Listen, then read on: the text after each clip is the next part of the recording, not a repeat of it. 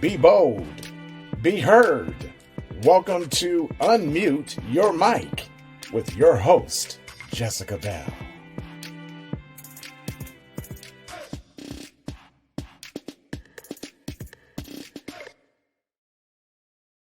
The views, information, or opinions expressed during the podcast are solely those of the individuals involved and do not necessarily represent those of Unmute Your Mic. Hello, everybody. Welcome to another episode of Unmute Your Mic.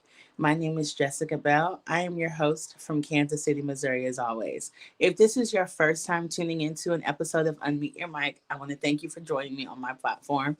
This episode is a little different. Normally, I have a guest, but today is one of those topics that people have sent me that I decided to kind of go a little deeper on and have a conversation about.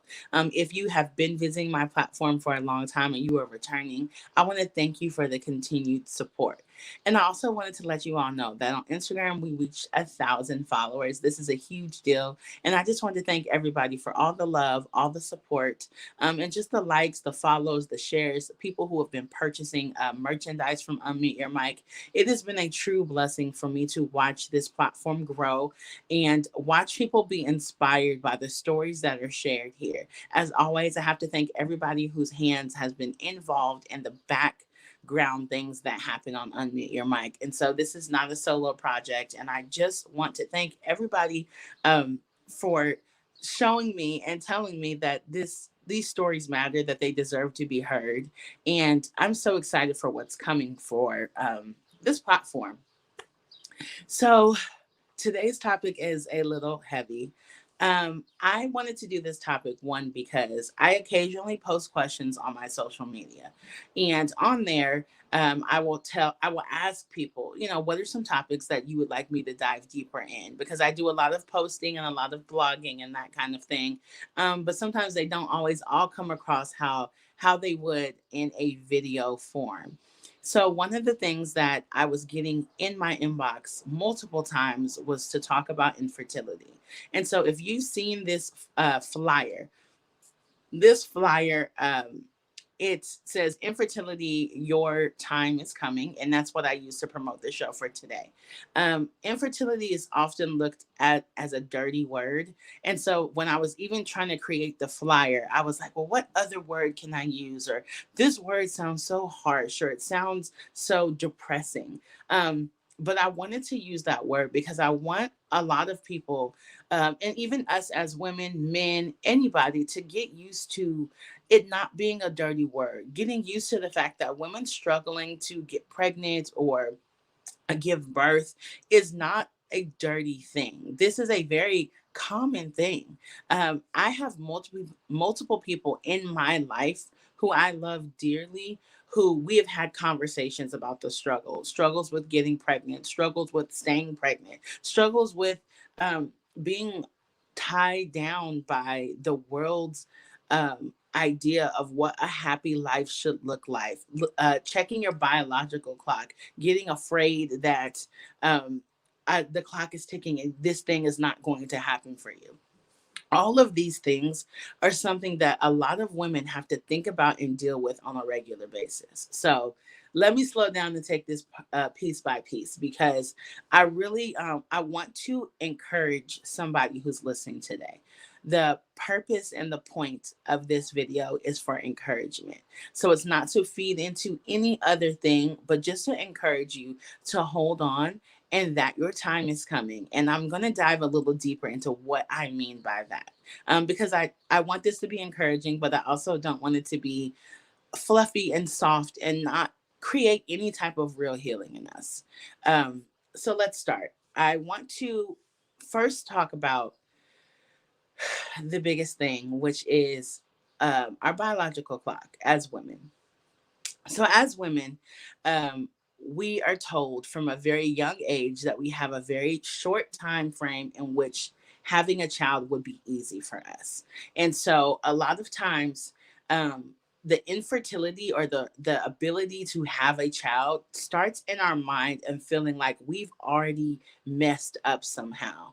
I have been having conversations with women as I've prepared to do this topic, and some of the women were not quote unquote infertile because they had tried to have a child and couldn't have one, but it was because they in their head they were already like, I am at a certain age and this age is already harder to have a child. So there's so many ways we can just work through this and talk through this. But the biggest thing being this, there are so many miracles that have taken place, right? We hear about women who have had children at 45 and 47 and 50 and all of these things. And even though these may not be ideal, what we don't want to do is get into the position where we find ourselves rushing or settling in order to fulfill this biological clock that is going on, and that this time clock that's ticking in our heads that's telling us hurry up, make a decision, hurry up, find a spouse, hurry up, freeze your eggs, hurt, whatever it is that's telling us in our head, because we're like, oh no, I'm going to be 35. Oh no, I'm going to be 40. Oh no. Because what I have learned in my personal experiences is that when we make a decision based off of rush, when we make a decision based off of anxiety, based off of the fear that something's not going to happen, we end up finding ourselves in a position that is even less favorable than if we would have just slowed down and went the right path. So, story time. Most people who know me know that I was married. I was married years ago, and in the process of that marriage, we had tried to have children for almost 3 years, and it just was not happening for me. And you could imagine how frustrating and depressing that was, because it was a lot of, you know, ovulation calendars and feeling guilty, feeling like I was doing something wrong, letting my mind drive me crazy and tell me that what are you doing, it's because you had that cupcake and you're not supposed to have sugar and that kind of thing. So during that process I was diagnosed with PCOS, which is a whole nother video and a whole nother topic, but basically it affects a lot of things in your body, one of them being fertility. If you do not keep a pretty strict diet and regulate your blood sugar, and I'll save all the fancy doctor terms. But one thing I kept thinking about the entire time was how I was just getting older. And I was like, if I can't do it at 26, then how am I going to be able to do it at 30? How am I going to be able to do it at 35? And so I want to talk to the woman right now specifically who is telling herself that she's out of her prime.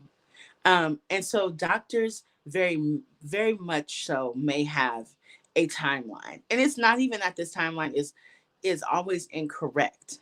But what I want to encourage you and remind you of is that I don't know where your belief system is, but as for me, I had to really get to a place in my life where I trusted God's timetable for me. I had to trust and say, Lord, I know what I wanted and I know when I wanted it, but if you are not bringing this to pass, you have something greater for me. The hardest thing in the world to do. I'm not here to say that you can just pray that simple prayer and then you're like, boom, the infertility struggle is gone. Boom, my want for a child will just go by the wayside. That is not how this works. And so I want to encourage you and I want to remind you and let you know that his time is greater than ours. But also I'm with you and I feel the pain. I know the struggle. I know how time consuming it can be. And I know how our mind can literally run us in a circle and make us feel like we have done something wrong. I remember a doctor telling me one time that the main reason that women have issues with conceiving is in between their head and not in between their legs. And he was basically saying that even if you have a medical issue going on, when you let your mind run wild, when you let your mind tell you all the things that you haven't done, tell you all the reasons that you are failing, telling you that you have to lose weight, telling you you have to do all of these things, and you don't focus on the positive, you don't focus on the good things, and you don't put your faith in something, your mind gets to run the show, and that's not what we want.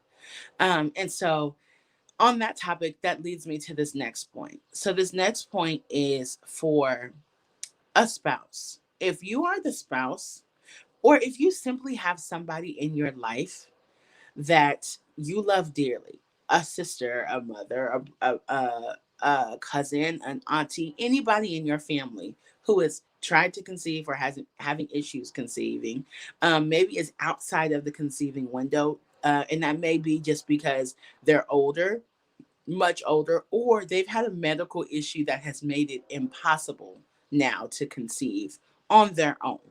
Um, if you are somebody in that person's life, I just want to briefly share with you the things that help and the things that don't. A lot of times people think that they're being helpful when they make comments about a woman's fertility. You know, we hear it often. You see it when two people get married, and then the first question everybody is asking you every time they see you from then on is, when are y'all going to have a baby? You're not getting any younger. These kind of comments, though, may be funny for some, it's not funny when a woman is already thinking about that 24/7 in her head. It's not funny for the man because we also have to remember that infertility issues don't just come from a woman. There are plenty of men who also have issues conceiving. And I feel like that is not talked about enough. It is often felt that if a family cannot conceive naturally or have a child, that it is immediately the woman who is having issues producing. And it could be both, or it could be one of the other. That's the thing we also need to realize when people are making these jokes and these comments and they have all these things to say. It is so important to understand that this is a very hard issue, and it may come very easy for some. I remember having friends who would just feel like, they would just look at a guy and then they would get pregnant.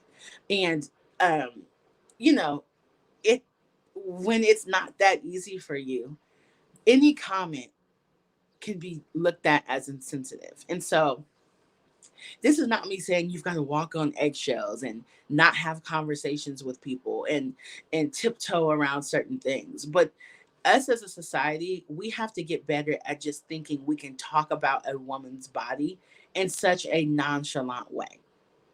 you know um Asking people, even asking people when they're going to have another child.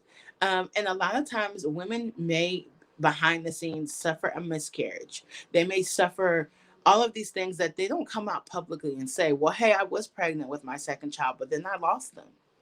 Well, hey, I don't know when I'm going to have my first child because I'm trying to figure out if I even have any eggs to produce. Hey, I was going to have another child, but I'm trying to see if my husband has a high sperm count or not. Most people wouldn't even know how to respond if you responded this way when when these questions were posed to you. And I also want you to know that just have grace and love on the people around you who want to have children who don't have them yet. Let them be around your kids. And I know that might sound counterproductive, but one of the greatest things that happened to me was when I was going through my divorce. The first thing I thought about was, oh my goodness, this is definitely going to push back my timeline of when a child is going to happen. And I had one of my closest friends ask me to be the godmother of her child. And when this happened, it literally started a healing process in me that I didn't know needed to happen. I tell people all the time that having children around you to love, being a godmother, a godfather, a auntie, um, an uncle, being like a second mother to other people's children, it creates a healing in you. And though it's not always easy, because I do want to say that as well, it's not always easy when you've just found out that you weren't pregnant, when you found out a procedure you didn't work. It's not always easy to say, well, let me just go hang out with my nieces and nephews. Let me go hang out with my godchildren. But I honestly believe that these children are placed in the lives of women who are struggling to have a child because God is constantly wants to remind you of what he can do for you, but also he wants you to not feel lack in that department. He wants you to feel the love that the parents a lot of times get to experience having these children. And so um if you are the friend, mother, spouse, father of anybody who is struggling dealing with this, just love on them and encourage them. Um, don't brush off when they have a breakdown. Don't tell them, well, don't worry, it's going to happen, and just believe, and all of these things that may seem encouragement. Sometimes they just want to be listened to, or sometimes they just want to be loved on. Um, and I think that's a hard thing. It's a hard thing, because sometimes you just want it to happen for the person because you want to share in those experiences with them. You want to plan their baby shower. You want to be there when they have a baby. You want their children to play with your children. And so just know that this story and this journey that they're on is not an easy one. And anything that's dismissive, anything that makes the person feel like they can't come to you and share without you feeling like it's too much or it's too heavy, it's going to be hard because we need people around us who love us and who tell us, hey, I believe this is going to happen for you. And until it does, I'm here for you. And I want to thank you for loving on my kids and treating them as if they were their own. Sometimes it's that simple. And so I think that's important. And I wanted to touch on that really quickly.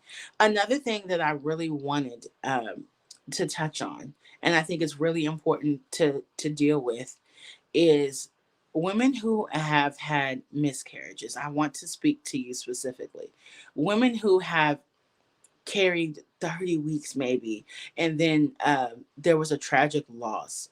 I want to speak to you because I know, I don't know from experiences what this is like. But I do want to encourage you and just love on you and let you know that there is really nothing that can be said when this kind of thing is experienced. People can send prayers and tell you, oh, God needed them more and God wanted an angel and all of those things. And though this might sound pretty, sometimes these are just generic comments because we truly don't know what to say to you, but that we're sorry and that we love you. And I just want to pray that there is a healing that takes over your mind, your body, and your spirit. That you don't feel like it is your fault, that you don't blame yourself and hide under shame.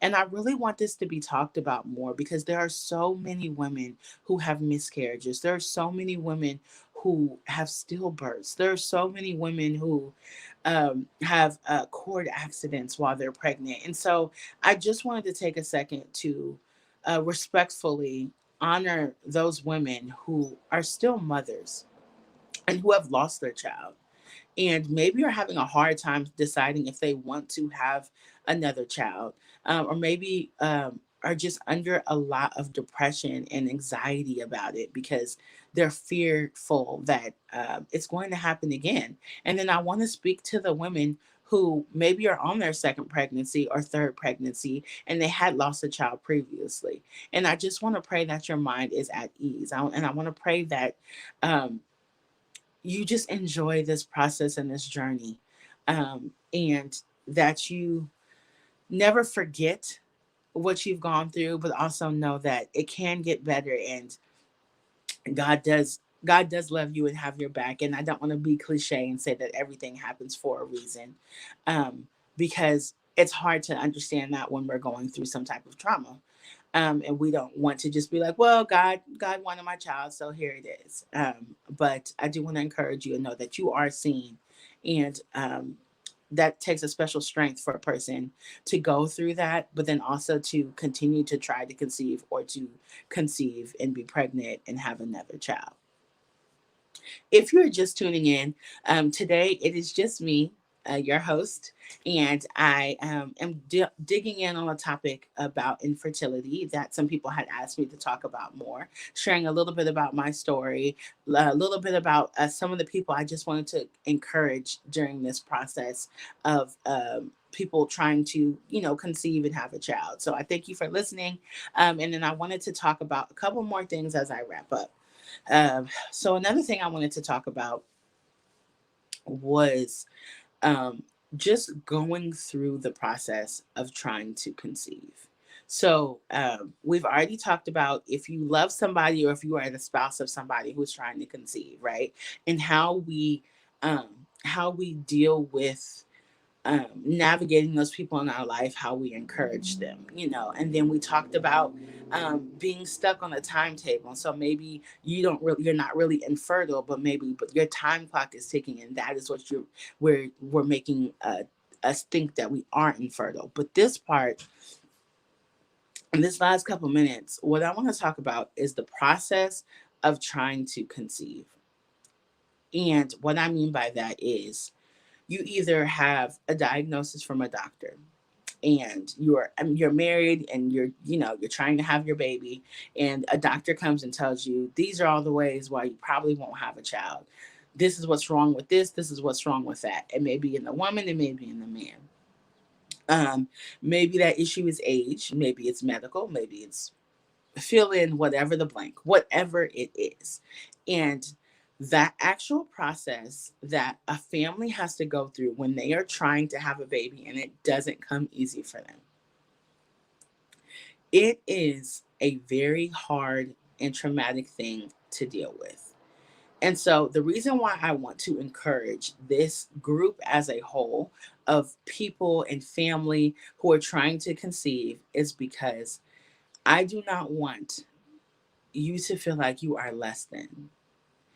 I had somebody tell me not long ago that our stories don't always look how we want them to look. Um, Sometimes we have an idea of how our world and our life is going to play out, and it doesn't always work out that way. A lot of times it doesn't work out that way, but sometimes the area in which somebody finds that they are struggling with is having a child, is bringing a life into this world. And it can be extremely difficult, especially when you love children. It can be difficult when everybody around you has a child. It can be difficult because most of us truly believe that that is our calling, to be a mother, to be a father. And so, knowing that our stories don't look the same, knowing that some women may never give birth to a child in the natural, but they have got spiritual children, and they adopt. Um, that is not to encourage you to stop trying to conceive, but it's just to widen our minds and brighten our horizons, to try to think about how is God going to bring forth this thing that I know He has promised me. And so, being somebody who has spent years trying to conceive, not now but previously, um, that was some of the hardest conversations I ever had to have. There were many moments where I was on my knees and I was asking God questions, and I was like, God, like, why is this the thing I have to struggle with? Why is this the thing um, that has to be my thorn in my side? Why can't this be the thing that comes easy for me and I can deal with something else? And it's very cliche to say that God will give you what you can handle. And though I believe that, and though I know it's true, it's sometimes hard to process that. So if you are listening to me right now, if you are a woman who is not had a child yet. I'm not even going to say trying to conceive, because you maybe have not had a child because you're waiting to get married and you're not married yet. You maybe have not had a child because it just wasn't in the card for you. You maybe have not had a child because you decided to go and adopt instead of birthing a child naturally. So you were still a mother. But if you are listening to me and you do not have a child, you have not birthed a child, and that child is not alive and living today, um, I want to let you know that you are seen and you have not been forgotten. That your presence is important. You being around the children that you have in your life is important. And that a though this is not a a route really anybody would have chosen. It takes a special kind of person to hold their head high and walk through this journey, to pray to have a child, to put in the work to try to conceive, to keep your faith and not be depressed. That takes a special kind of person. And I'm so excited to hear the stories that come from people who have listened to this. And I just want to pray and ask that you all take a moment to truly allow that weight to come off of you, to Leave the shame, leave the anxiety, leave the fear, leave the feeling of being alone, leave the feeling of being incomplete, to drop that all by the wayside, to leave it there.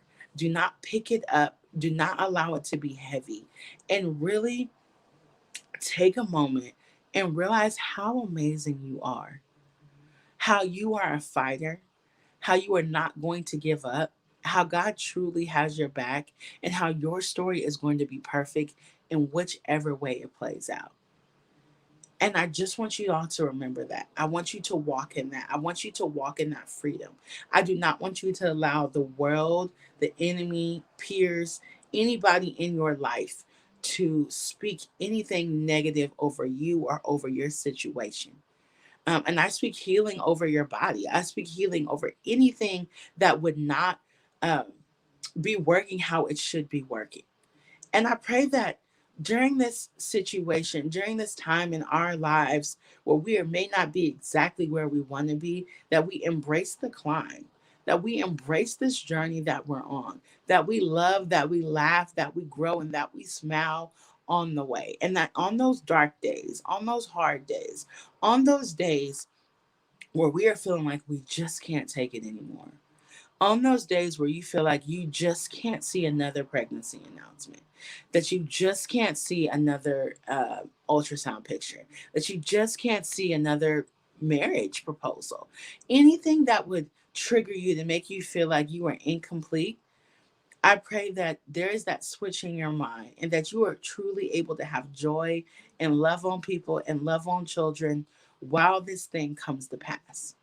um, I know that God knows the true desires of our hearts. And so, um, what I don't want to get that confused with is the fact that God also knows better than us.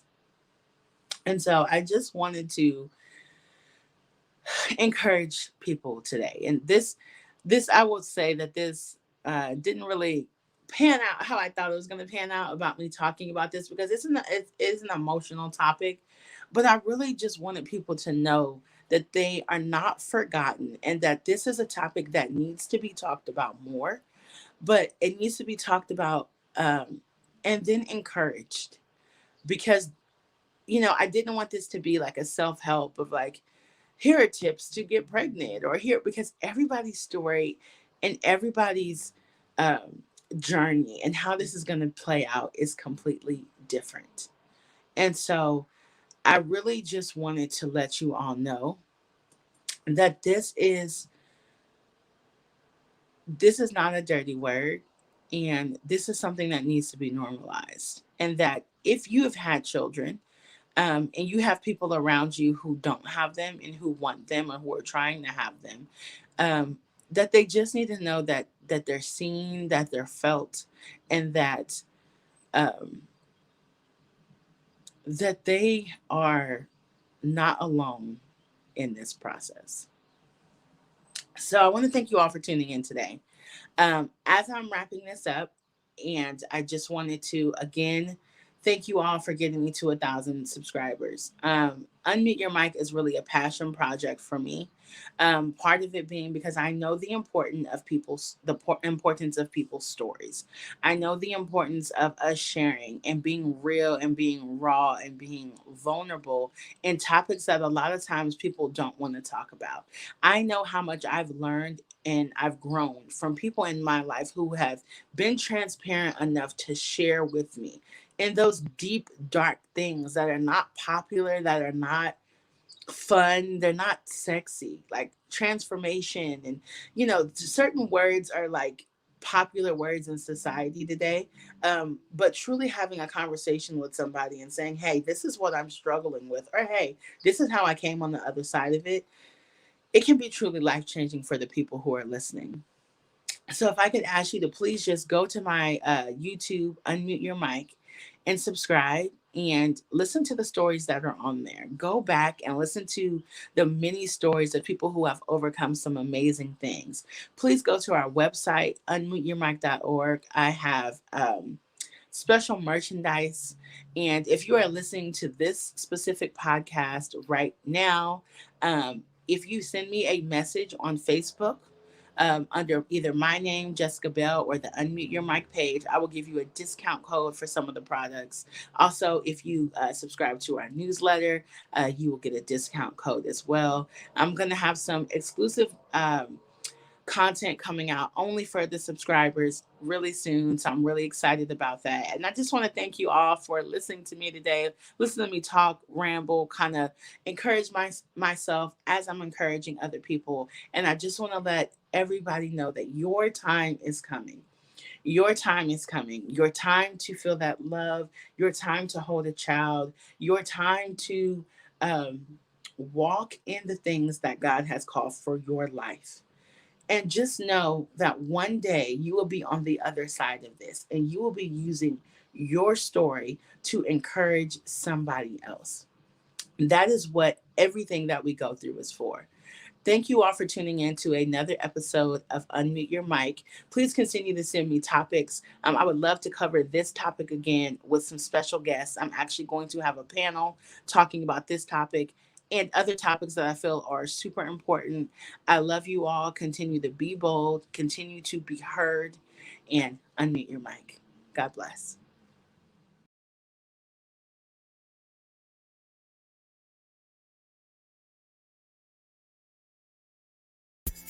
Thank you for tuning in to Unmute Your Mic. Be sure to tune in next time when Jessica takes her mic off mute as she continues her journey to find stories that inspire and uplift our communities.